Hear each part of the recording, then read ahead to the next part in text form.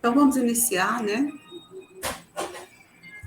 Vamos nos recolher dentro de nós mesmos por alguns instantes, né? E durante esse tempo a gente presta atenção somente na respiração. A inspiração e a expiração. Novamente.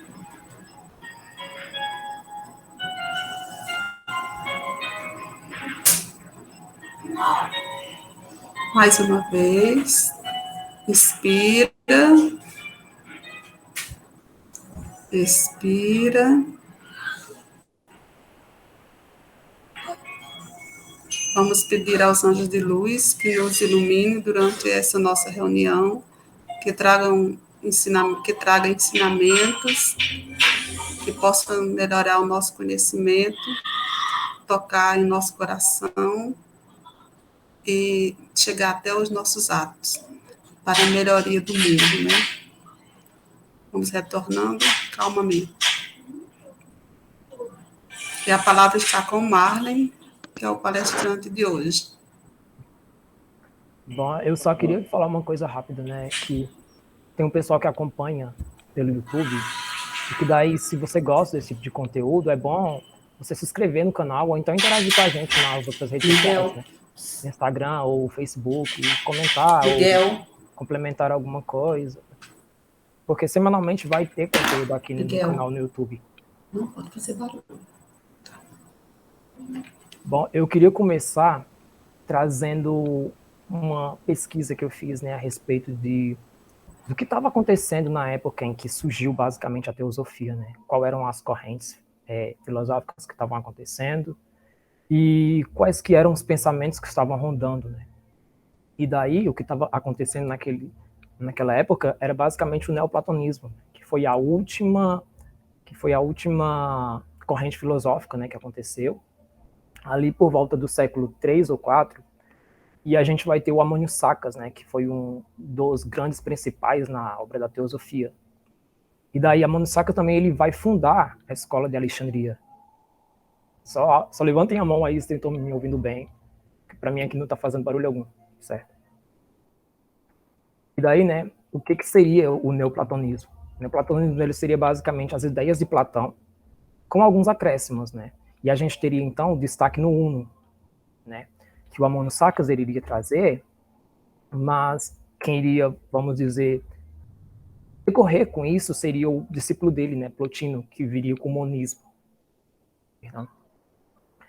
Daí, né, essa filosofia, ela teve influência nas religiões e ele também buscou no paganismo, né? Tanto que quando surge ali o conceito de uno para o Plotino, a gente vai ter também o conceito de um não Deus, né? Porque então a gente vai ter para Plotino, então, a gente vai ter ali Parmênides e a gente vai ter até o Santo Agostinho, né? Porque para Parmênides esse uno, ele basicamente seria o incorruptível, o inalienado, né? E daí para Plotino, ele não é Deus. E daí a gente percebe que ele pegou basicamente ele da fonte do paganismo, né? E daí ele não é Deus, né? Esse uno. Ele seria uma inteligência divina, né? Uma fonte inebriante de todo ser e pensamento. E daí mais à frente, né? Depois do catolicismo, a gente vai ter o conceito de Deus, com Santo Agostinho, né? Ou Agostinho de Hipona, mais à frente. E daí, o que diferenciaria nesse neoplatonismo, né? Para ele, né, que eu acho que surge ali com Santo Agostinho, o mal ele não existe, né? O mal ele seria basicamente a ausência do bem. E daí eu estava até lembrando aqui, teve uma coisa, né? Acho que era uma palestra que o Albert Einstein estava, né? Que ele falou sobre a escuridão ser a ausência de luz, né? E daí, se a gente usa nesse conceito, né, o bem, na verdade, o mal, ele seria a ausência do bem. E daí, o neoplatonismo, ele vai trazer, né, o uno como criador, né, a fonte inebriante de tudo que há, né, de todo ser, pensamento, das emoções, das vontades, dos desejos. E o neoplatonismo, né, para o neoplatonismo, a gente só conseguiria chegar é uma espécie de... Eu não vou dizer iluminação, porque eu acho que esse conceito vem depois, né? Mas a gente só poderia chegar lá através da espiritualidade, né? Da meditação e para poder a gente nos distanciar do mundo terreno, né? Que para Platão esse mundo era corrompido, né? E daí era basicamente isso que ele iria bater de frente com as ideias de Platão, né? Porque Platão, apenas nesse parâmetro, né? Um dos parâmetros que ele iria bater de frente seria esse, porque para Platão esse mundo já estava corrompido, né? E daí para Santo Agostinho, e na verdade para o neoplatonismo, esse mundo não estava corrompido. O que estaria acontecendo seria a ausência do bem, né? E daí viria o mal. E daí tem um estado, né, que se chama eudaimonia, que seria basicamente, você só conseguiria chegar nesse estado, né, através da contemplação filosófica. E esse estado de eudaimonia seria basicamente a verdade, o bem ou a felicidade. Né? Isso era possível chegar nele através da contemplação filosófica. E daí, né, para concluir essa abertura sobre o neoplatonismo, Plotino, né, com o monismo, ele vai trazer os 3 princípios para entender esse uno, né, os 3 estágios, que seria basicamente a emanação do intelecto pelo uno, né, que seria a inteligência, o logos, né, e essa inteligência, né, basicamente, era o veículo que ele levava, né, a unicidade a se transformar numa multiplicidade, né, em várias coisas. E daí a gente vai ter o segundo princípio, que seria a alma do mundo, né, que seria um aspecto cosmológico ao qual o divino ele se manifesta, né. E essa alma, ela seria basicamente a união entre o mundo terreno, que seria logo em seguida, e entre essa inteligência, né? Ela ficaria basicamente ao meio. E o mundo terreno, ele basicamente seria para Platão a espécie de o mundo que a gente vive, né? O mundo dos desejos, esse mundo que para Platão é corrompido. E daí o que acontece, né? Nessa idade, né? Nesse século, quanto mais distante dos astros, né? Eu acho que talvez seja até uma ideia de maniqueístas, né? Que quanto mais distante do espaço, mais distante dos astros, se eu não me engano, quanto mais distante do Sol, mais distante do Uno você estaria. E daí você conseguiria subir esses, vamos dizer, degraus através da espiritualidade, né? E da meditação. E daí tem até um trechozinho, né, sobre Platão, que ele vai dizer basicamente o seguinte: a alma, ela sai do plano divino, né? E ela faz meio que uma viagem no plano divino, e nesse caminho ela vai passar pelo mundo terreno, né, o mundo da corrupção, o mundo dos desejos, o mundo das emoções, né, da materialidade. E daí, nesse meio termo, a alma, ela tenta evitar para que o ser humano não se corrompa, né, através da reminiscência da alma, né, que vai ser uma espécie de memória divina. Né. E daí, esses seriam os princípios para poder entender o neoplatonismo, né, que era basicamente a corrente filosófica que estava acontecendo na época que surgiu a teosofia. E daí, para poder me auxiliar, eu vou pegar o livro mesmo e vou lendo as perguntas e vou traduzindo de acordo com o que eu tenho em mente, né, os meus estudos que eu fiz. E logo de cara, a primeira pergunta vai ser: teosofia é uma religião? E daí Blavatsky ela responde, né, que ela não é uma religião, mas é a ciência, né? Ou o conhecimento divino. E daí quando a gente percebe, né, a ciência, né, ela não diz uma ciência, né, ela diz uma ciência, né, ela diz a ciência, que engloba vários outros, né? E seja ela filosofia, seja ela a própria religião, ou seja ela a própria ciências, né? E daí, quando perguntada sobre qual é o real significado do termo, né? E daí ela vai dizer que, basicamente, o termo ele é traduzido como sabedoria de Deus erroneamente, né?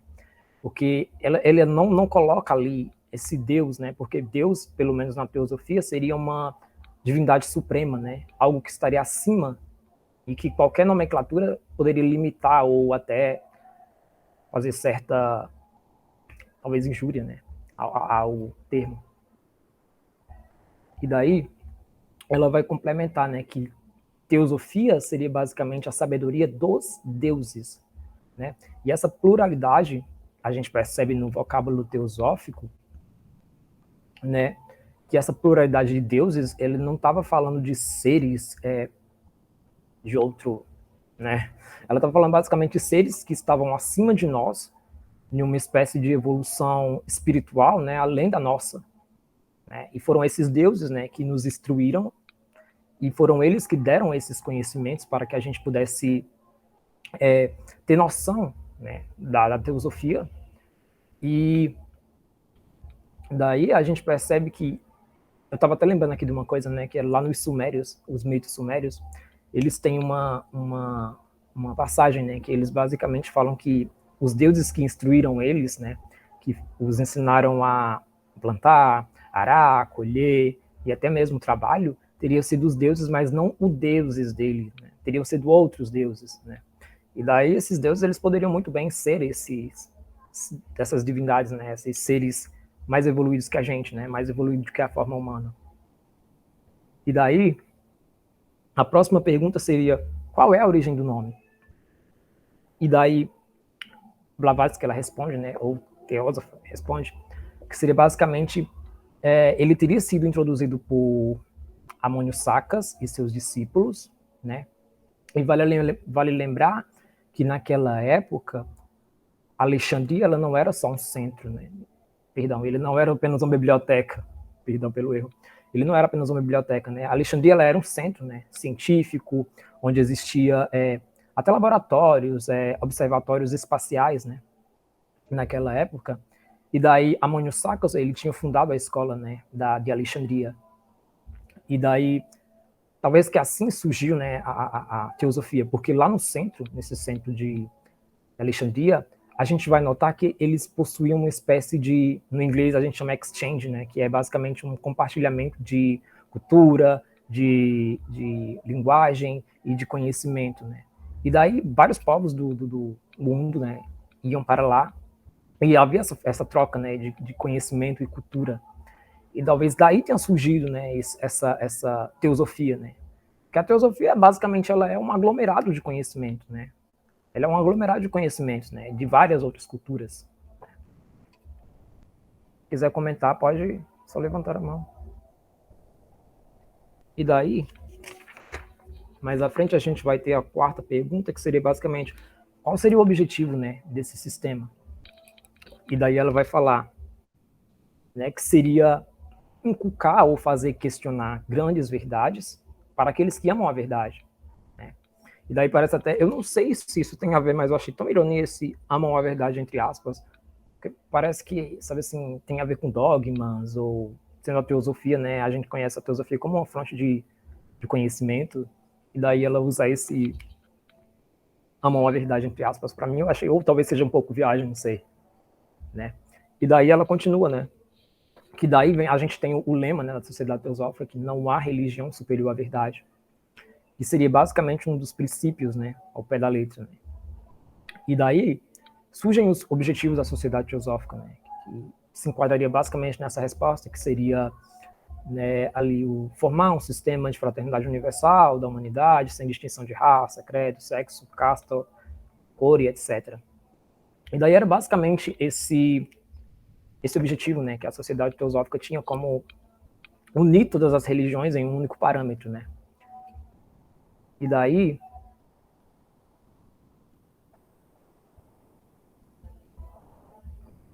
um pouco, caiu? Marvin? Achei que tinha caído. Normal aqui, viu?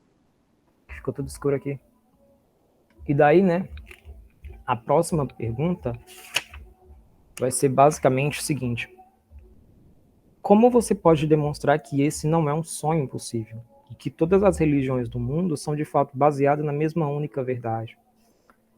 E daí ela vai responder de uma forma bem direta, né? Através dos estudos e análise comparados. A religião sabedoria era una na antiguidade. E a uniformidade da filosofia religiosa primitiva é comprovada pelas doutrinas idênticas ensinadas aos iniciados durante os mistérios, uma instituição universal difundindo em outros tempos. E daí eu quero lembrar, né, na verdade eu até fiz uma pesquisa a respeito desse termo, né, religião, sabedoria, que seria basicamente um aspecto primitivo, né, de se conectar com o eu divino, mas através do conhecimento, né? Porque daí as religiões, elas adotaram, na verdade, o ritualismo, né, o dogmatismo, e essa espécie de religião sabedoria, ela seria basicamente isso, né, de você alcançar o divino através do conhecimento, né? E daí ela fala que basicamente com o passar do tempo, né, foi se criando um emaranhado de conhecimentos em cima das religiões, né? E daí tem fantasias, e daí tem dogmas, e daí tem rituais, e daí essa religião, sabedoria, ela seria basicamente para mostrar que todas elas podem se conectar em um único princípio primitivo, né?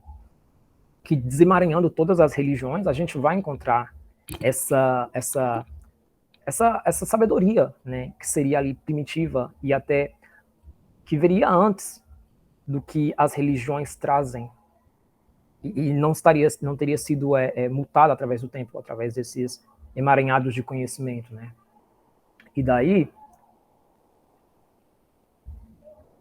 só, a quinta pergunta,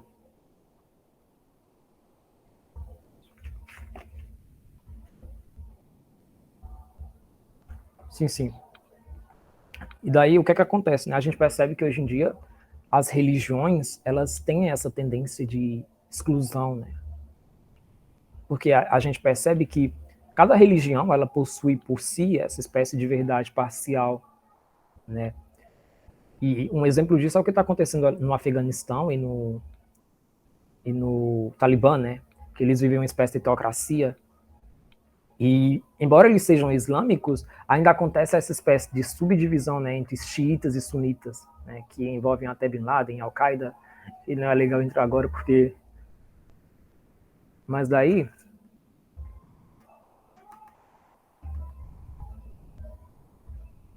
Ok.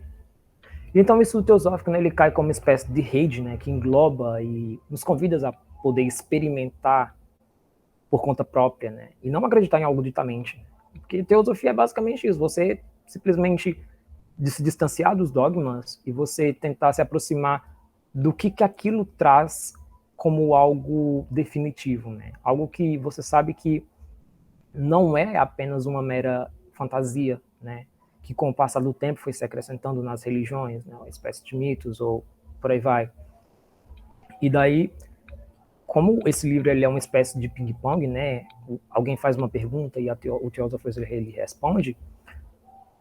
Encerra-se um quadro, né? Que esse primeiro quadro ele seria basicamente a respeito de como teria surgido o termo e quais seriam os seus objetivos. E daí o próximo quadro ele seria a política da sociedade teosófica, né? E daí a pergunta seria logo de cara: nos dias de Amônio Sacas havia diversas grandes religiões antigas e numerosas eram as seitas, somente no Egito e na Palestina. Como poderia ele reconciliá-las, né? E daí ela responde basicamente que seria possível através de um método que estão usando agora, né, que os teósofos eles usam agora, que seria basicamente um dos objetivos da teosofia, né, que seria esse de então, não sei por que tá ficando escuro toda hora. Voltou. Ok. E daí, né, a teosofia ela vai mostrar, né, que através da religião sabedoria é possível chegar, né, a essa espécie de reconciliação, né? Que a própria Manu Sacas ele viu que essa guerra de palavras, né, era algo desnecessário porque todas as religiões elas estavam ligadas, né, sobre um único ponto e o que ele tentou mostrar era que basicamente não tinha para que essa discussão e até porque na época eles eram apoiados, né? Os filósofos da época, os próprios Manu Sacas, o neoplatonismo ele era aceito, né, naquela época, mas em comparação com hoje seria uma espécie de não sei, algo distante para a realidade de quem vive, né? Ok. E daí, a próxima pergunta ela seria basicamente: quais são as fontes que autorizam a dizer dos antigos teósofos de Alexandria, né? Que eles estavam envolvidos com isso, né? E a resposta dela é basicamente um comentário do Alex Wilder, né, que ele fala basicamente o seguinte: Amânio Sacas ensinou religião da multidão, estava lado a lado com a filosofia, e com ela compartilhou o destino de ser gradualmente corrompida, obscurecida por meras presunções, superstições e mentiras, que se deveria, portanto, trazê-las à volta à sua pureza original.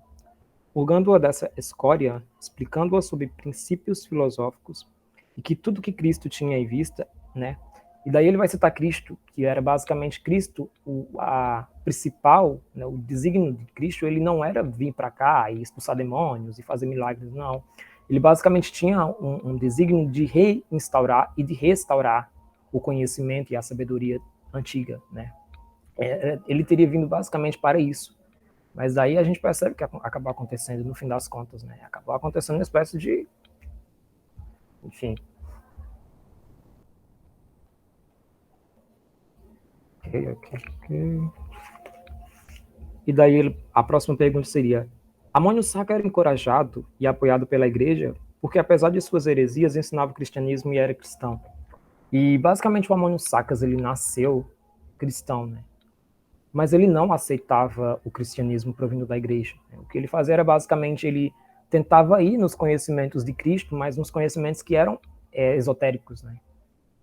Porque para eles, eu não sei se naquela época eles já tinham essa base, né, de que havia toda essa deturpação, né, porque há muita coisa, né, que acontecia naquela época. E daí eu acho que com Agostinho ali que surge essa espécie de esse cristianismo, né, esse cristianismo sagrado, essa coisa que a gente conhece hoje.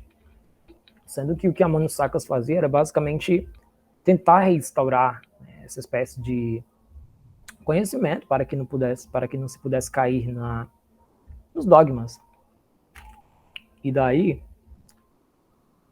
tem a próxima pergunta, né? Já que Amânio Sacca nunca deixou nada escrito, como se pode ter certeza de que tais foram de fato seus ensinamentos, né? E daí ele vai falar que nem Buda, nem Confúcio, nem Pitágoras, nem o próprio Cristo, né, deixou conhecimento algum, na verdade, escrito, né? Sócrates também não. O que aconteceu é que, basicamente, os discípulos deles escreveram a respeito, né? O próprio Plotino, e tem até o outro discípulo dele, que seria o Longino e Orígenes, eles que deram, né, eles que trouxeram esses conhecimentos que a gente tem hoje. Porque naquela época, o próprio Amânio Sacas, ele tinha uma espécie de código, né, em que eles mantinham aquele conhecimento sobre uma forma secreta, né, sobre sigilo, porque até porque para a época isso era esotérico, né? E daí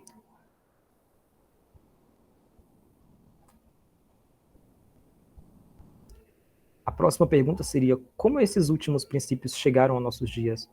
Já que você nos diz que aquilo que é principalmente chamado de religião sabedoria era esotérico, né? E daí ela vai falar basicamente o seguinte, né? Ele chegou, né, através da gente, ele foi preservado por um longo tempo, através de algumas sociedades que preservavam, né, em que achavam que a teosofia era algo de extrema importância, como, por exemplo, os persas, ali para uma parte da Ásia, né? E a gente percebe que os teósofos alexandrinos, eles meio que, através da teosofia, eles trouxeram, né, essa espécie de... Deixa eu só... Por que a tela tá ficando preta toda hora?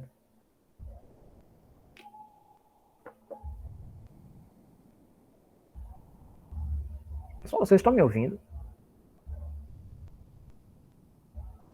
Tá tudo bem, tá tudo normal aqui. Tudo Tô lhe tranquilo vendo aqui. bem, tô escutando bem. E pra mim não caiu nenhuma vez, não. A tela tá ficando preta aqui, então deve ser alguma coisa, né? E daí a próxima pergunta seria basicamente onde e por quem foram preservados, né, esse conhecimento. Ele vai falar basicamente, né, que foi preservado, né, entre os iniciados, né, que buscavam a verdade em várias partes do mundo e foram assuntos valorizados, né, ali por lado da Índia, Ásia Central e Pérsia. E a próxima pergunta seria basicamente: você pode me dar algumas provas desse esoterismo? E ela vai responder, né? A melhor prova é que todos os antigos cultos, né, religiosos ou filosóficos eram basicamente esotéricos, né? Exotéricos, no caso. Os que eram abertos ao público e esotéricos que eram fechados ao público, né? E várias outras civilizações, elas tendiam a ocultar, né, essa espécie de esoterismo com medo, né, de cair numa profanação. E daí, dando assim um aspecto, né, de que eram algo realmente secreto, né? E até um exemplo disso é Jesus e as suas parábolas, né? Ele falava as suas parábolas em público, né? Algo exotérico, mas ele só revelava o real sentido, né? Para os seus discípulos. Até porque isso era uma espécie de esotérico, né? Algo esotérico para a época. E lembra até que tem uma coisa, né, que Pitágoras falou, que está bem por aqui pelo livro, deixa eu ver se eu encontro, que era basicamente o seguinte,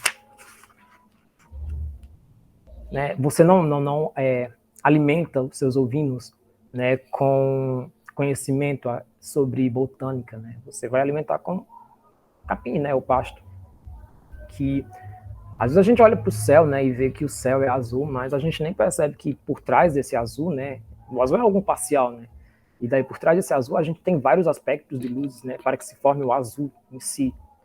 E o que Pitágoras ele fala, né, é basicamente isso, né, a gente alimenta o pessoal ou o pessoal se alimentam hoje em dia, né, é porque a gente vive no mundo de prazer. Eu não sei se Dona Fátima, né, se a gente já está vivendo na época de Aquário, se já passou, mas aí, se não me engano, a água era prazer.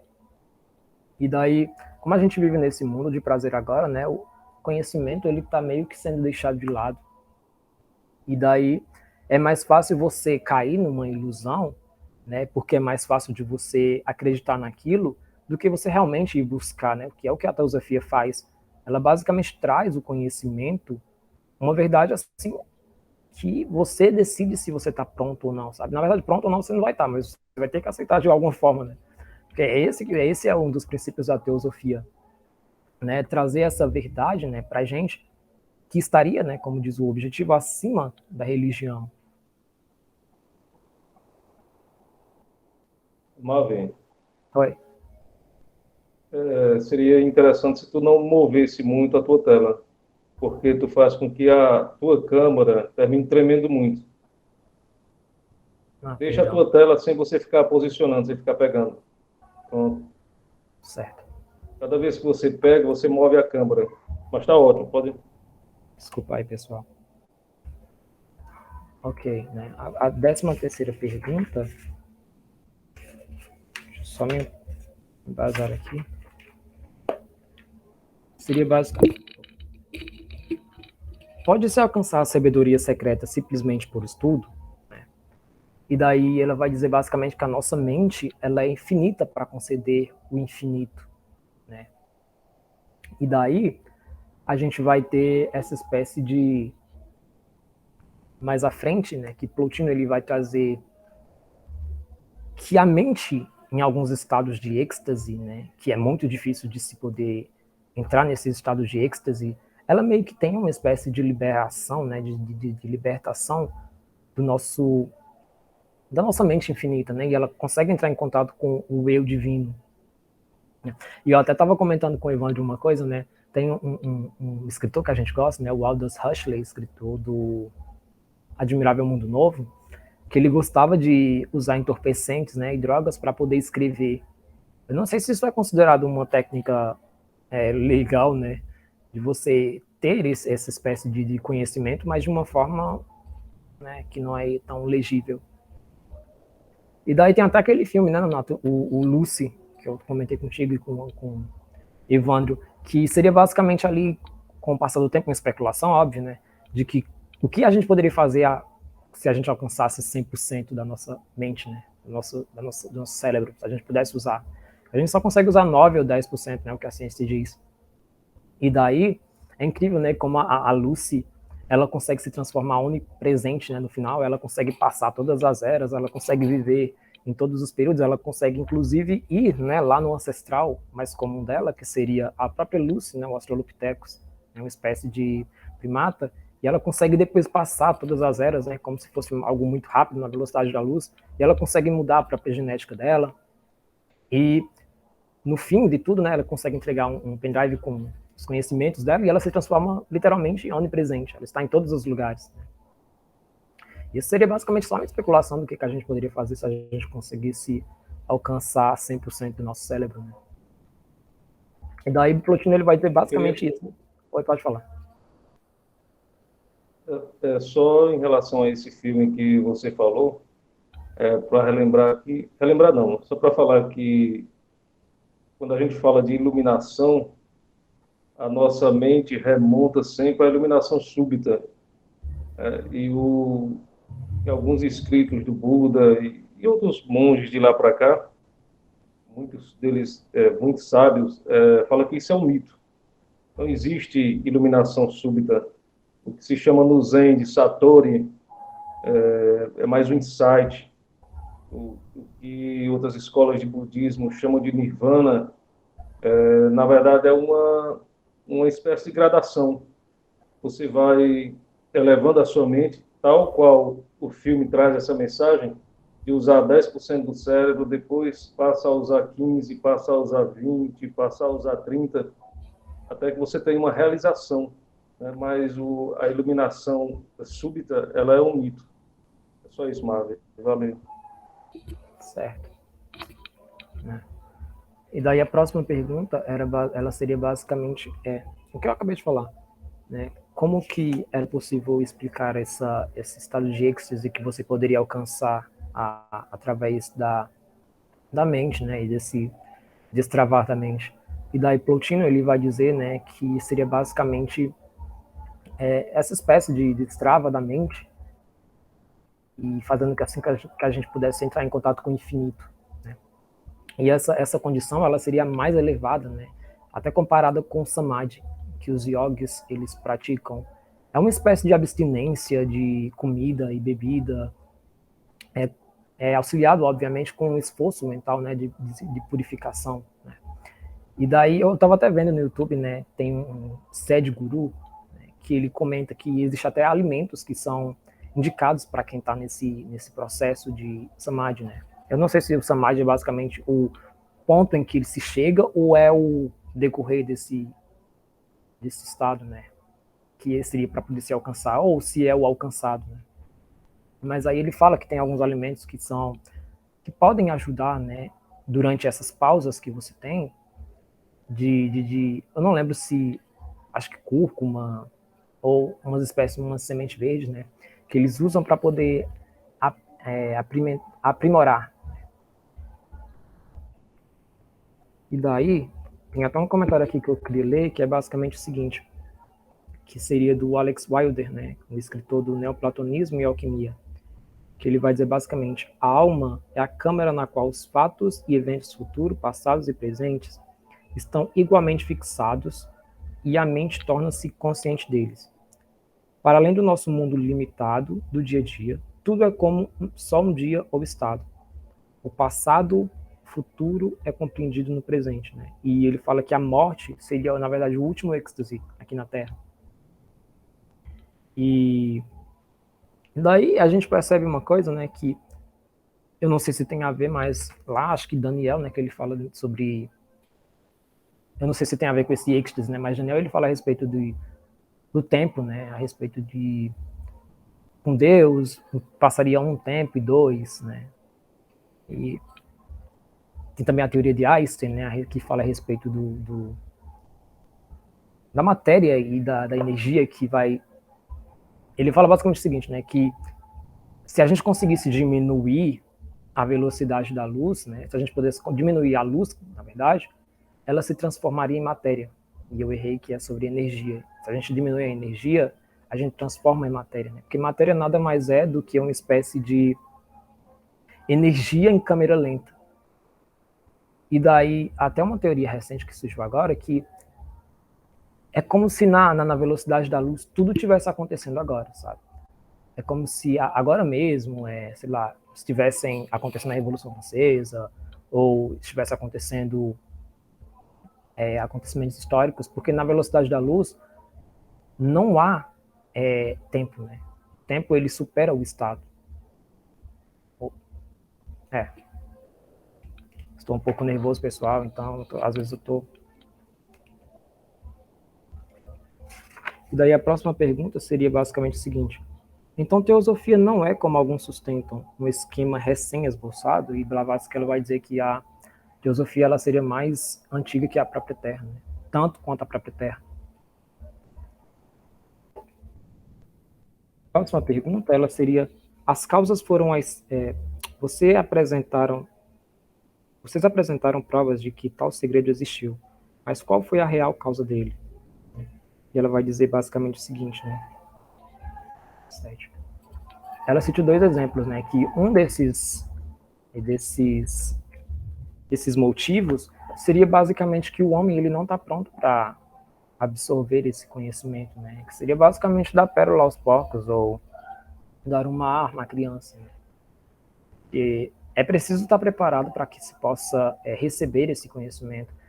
Eu sou um pouco leigo, na verdade um pouco não, sou realmente leigo na doutrina secreta, mas eu sei que a ariana era uma raça, né? E o que aconteceu foi catastrófico, né? Hitler ele pegou esse conhecimento a respeito de raças, né, de superioridade, e colocou numa espécie de nazismo, e daí aconteceu o que aconteceu, né? E só mostra que o homem ele realmente não está pronto para discernir esse conhecimento que a teosofia ela traz, né?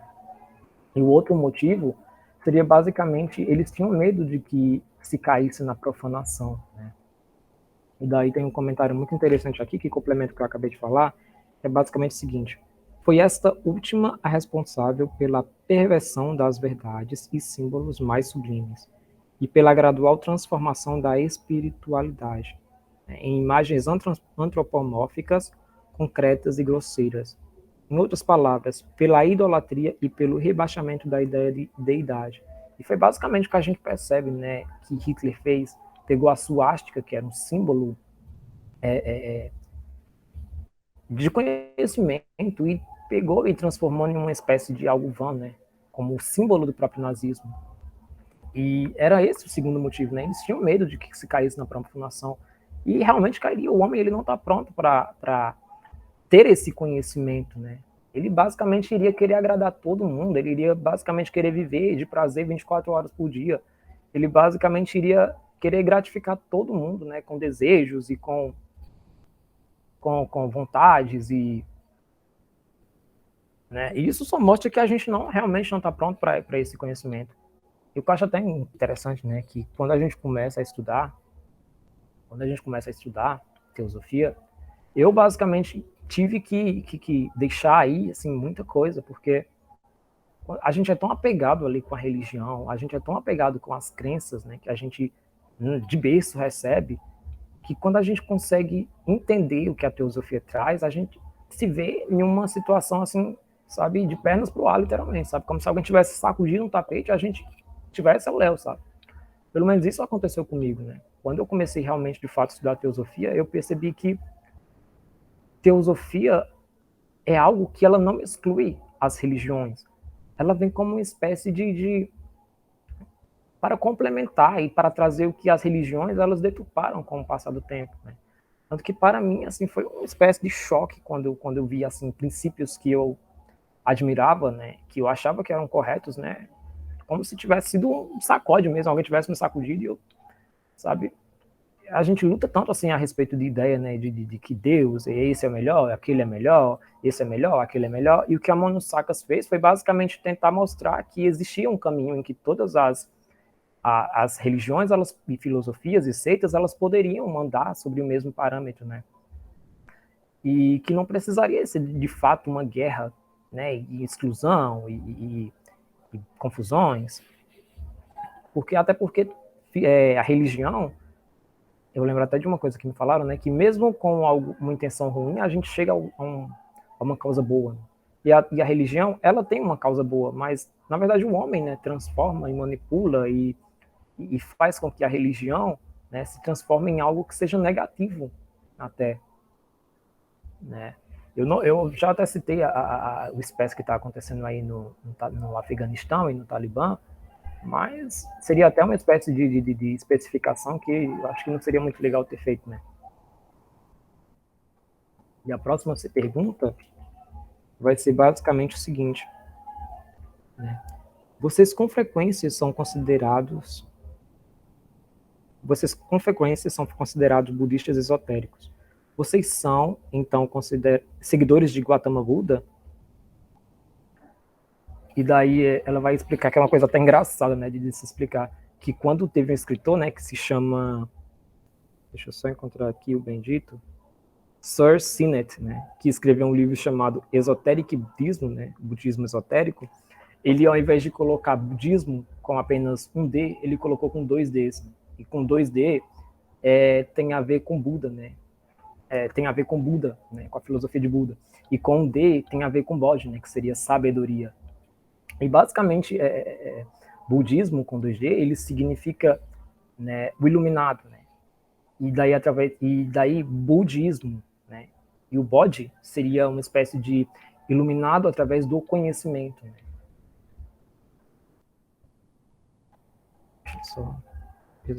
Qual é a diferença entre budismo e a religião fundada pelo príncipe de Kapilavastu e budismo, a sabedoria que vocês dizem ser sinônimo de teosofia? E ele vai dizer basicamente que não há muita distinção sobre esse tipo de coisa, né? Que Buda, ele tinha seus conhecimentos esotéricos, né? Que eram passados pelos seus discípulos, né? Os Arhats, não sei se está certo a pronúncia, Arhats ou Arhats, né, que eram os discípulos de Buda, né? E esses discípulos, foram eles que trouxeram, né, os conhecimentos de Buda para a nossa atualidade. E budismo basicamente significa iluminado por Bodhi, né, o conhecimento. 20. Alguns orientalistas negam que Buda tenha ensinado qualquer doutrina. E daí a teosofia vai falar basicamente, os conhecimentos de Buda eram esotéricos, né? E daí ela fala Grupta Vidya, né? Que é um termo que é usado, né? Que seria basicamente conhecimento secreto dos antigos Brahmanes, né? Ou Brahmanes. E que as chaves, elas foram perdidas na maioria. Porém, esse Vidya, né? Ele é basicamente hoje em dia um dos critérios de uma escola budista, né, que se chama Mahayana. E a próxima pergunta seria basicamente, mas não é a ética da teosofia idêntica à ensinada por Buda? E ela vai falar que sim, né, que a religião sabedoria, ela possui a ética como um dos critérios, né? E o que Buda fez diferente das religiões é que ela adotou a ética, né, ao invés do dogmatismo e do ritualismo, enquanto as outras religiões, elas se apegaram a esses aspectos, né, e trouxeram o ritualismo e o dogmatismo como algo que se fosse parte da religião e parte dos seus ensinamentos, né. Eu lembro até de uma coisa muito interessante, que parece que o budismo, né, quando você está estudando budismo, é como se você, ao mesmo tempo, fosse educado, né, para poder receber aquele conhecimento. Eu lembro até da palestra de Nonato sobre o Sansara, que ele falou que se todas as pessoas, né, fossem budistas, não haveria tanto problema psicológico hoje em dia, e os psicólogos talvez falissem, né. E daí ela fala, né, que é por isso que a teosofia ela pode ser comparada com o budismo. Apenas comparada, mas porque eles possuem a mesma ética, né? A teosofia ela também adota essa ética como seus critérios em comparação com o budismo, né? E daí... Maravilha. Oi. Queria só fazer um comentário, pode ser? Pode ser. Essa relação da teosofia com o budismo se dá muito por causa das obras esotéricas de Blavatsky. A própria doutrina secreta foi feita em cima da fonte, né, chamada Kyuté. O livro de Kyuté, a doutrina secreta foi escrita em cima do livro de Kyuté. E tudo indica foi encontrado por Blavatsky nas cavernas do Tibete, no tempo que ela andou por lá. O próprio livro A Voz do Silêncio também foi tirado de outro livro antiquíssimo, né, que é Os Preceitos de Ouro, se não me falha a memória. que é também uma coleção de escritos esotéricos encontrados também no Tibete, de vários aforismos que estavam lá. A HPB, surpreendentemente, ela decorou, a palavra é essa, cerca de 200 e poucos, e colocou tudo no livro, né? Então, esse relacionamento da teosofia, os moldes que Blavatsky nos trouxe, ela tem essa ligação com o budismo por causa disso. Ela foi beber na fonte, né? Foi beber direto com os mestres, direto com os adeptos, e nessas escolas que, segundo as cartas dos Mahatmas, eles mesmos revelam que existe naquelas paragens ali dos Himalaias, né? Um homem comum não pode encontrar porque vai se deparar com uma ponte muito velha caindo aos pedaços, vai se deparar com passagens feitas de cordas, tudo isso como teste, né?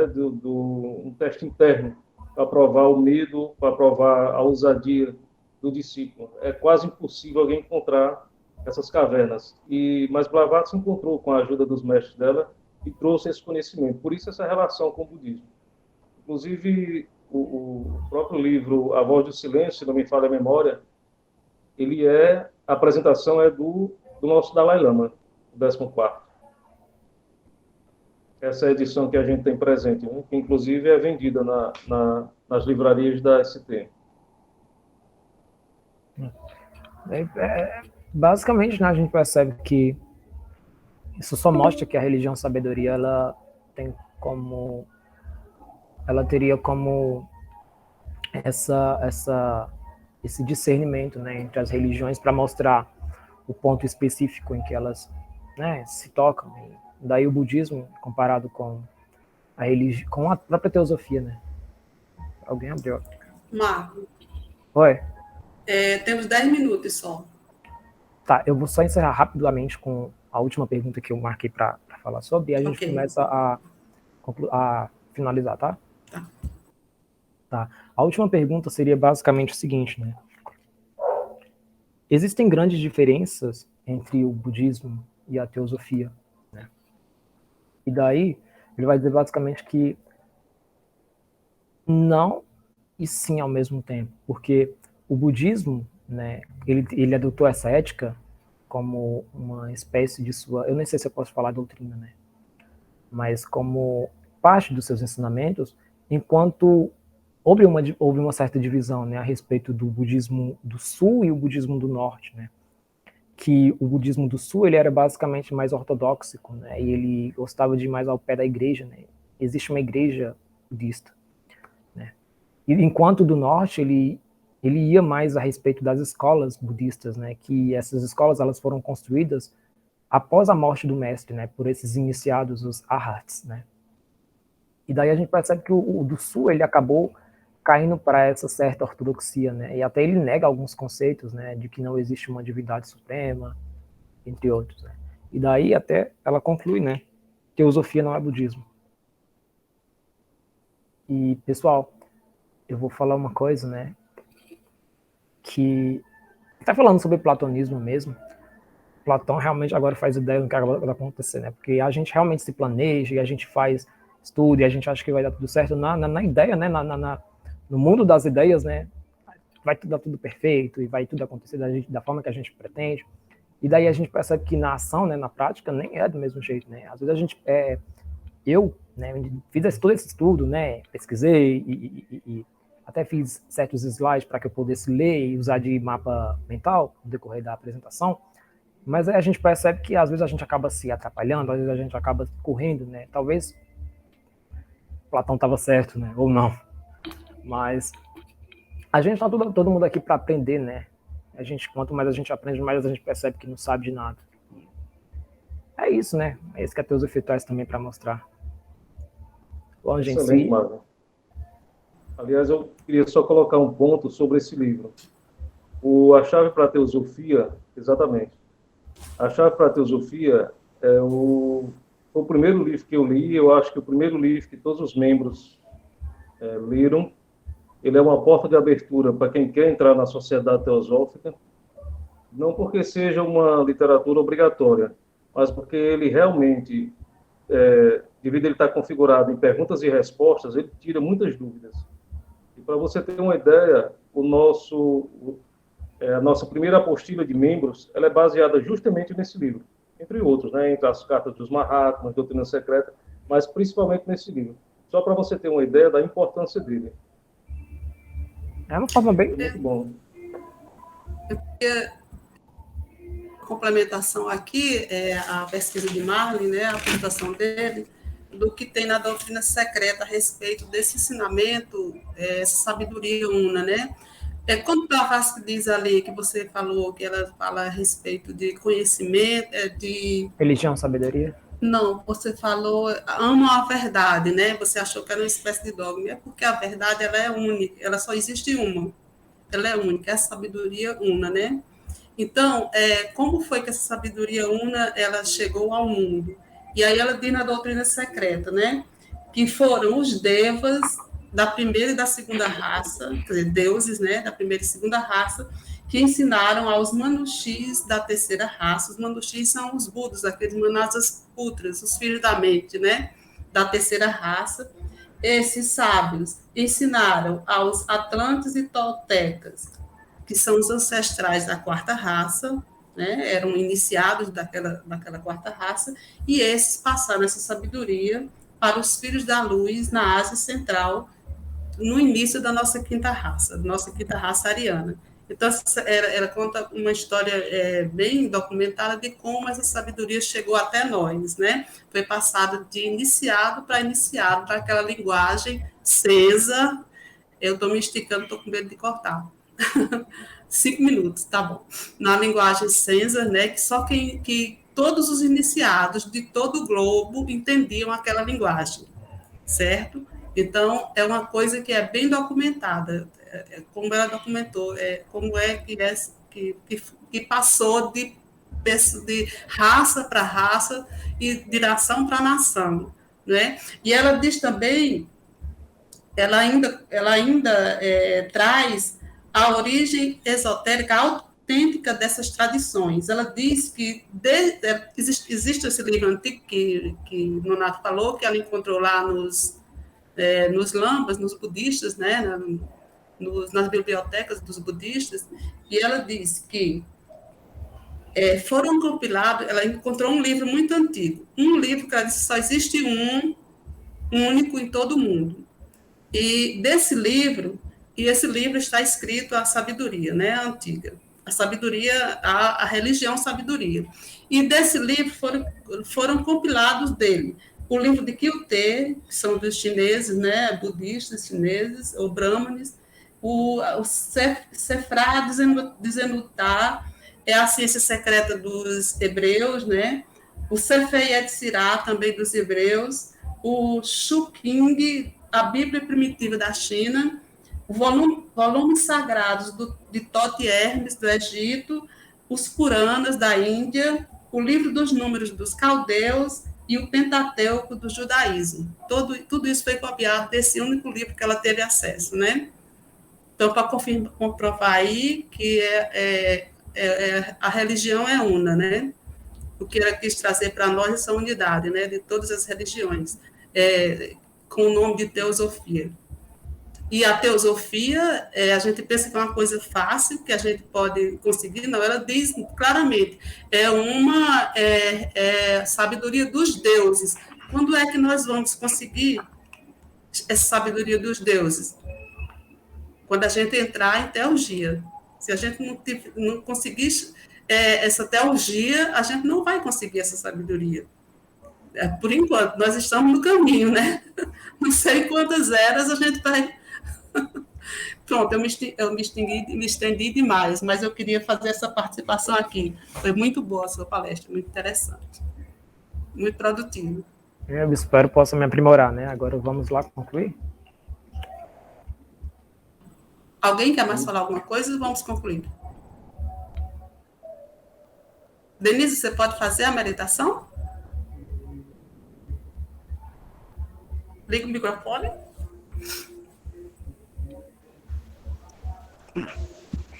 Enquanto ela fala, eu quero só agradecer respirando a de lento e Blavatsky, né, profundamente. que trouxe isso para nós.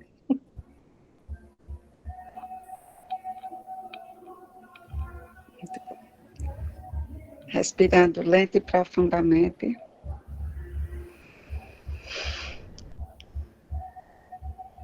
Ó vida oculta que vibras em cada átomo. Ó luz oculta que brilhas em cada criatura. O amor oculto que tudo abrange na unidade. Ó amor oculto Possa que todo tudo aquele- abranges na unidade. Possa todo aquele que se sinta uno contigo saber que ele é, por isso mesmo, uno com todos os outros. Assim, sim. Gratidão. Pessoal, obrigado por Muito Gratidão, obrigada, Marta. Marlene. Parabéns. Maravilha, Realmente, o calendário está aberto. Parabéns pela Está aberto para explanação. você. Então, a Só todos. fica assim o gostinho de você tem que estudar mais e mais e mais, e ainda assim você saber que ainda está longe, longe, longe, mas tudo bem, a gente chega um dia, né, Fátima? A esperança é a última que morre. Tem muitas eras. Esse é o maior Pessoal, segredo da sociedade teosófica. Temos muitas eras. Não há graus. Somos Esse é o todos maior ensinamento estudantes. dessa. Exatamente. Não há graus na sociedade teosófica. Isso é um grande ensinamento. Bom fim de Gratidão semana a enorme todos. Mesmo. obrigado, por pessoal. participar. Gratidão.